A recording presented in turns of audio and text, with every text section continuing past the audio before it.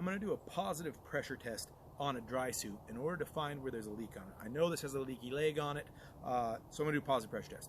Quick idea of what a positive pressure test is: I have rafts underneath it. Those are full of air that have pressure in them. If they had a leak to it, all I have to do is cover them in soapy water, and if bubbles start to form, I know where my leak is.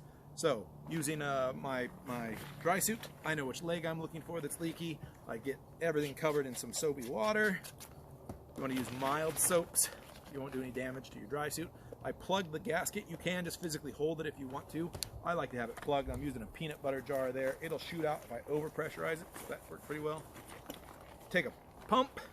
I seal off the leg just with my hands because that's going to be more than enough. I don't want too much pressure, remember. And then I start pumping it up. Get it pumped. You don't need a whole lot of pressure, and there I've got a bubble forming right there. I take a pin, I mark this spot. I have one more bubble forming right here as well. I take a pin and I mark this spot. Then I clean it, I dry it, and you're able to actually locate where you need to put Aqua Seal or whatever you're going to use as a patching material over. So just to give you an idea.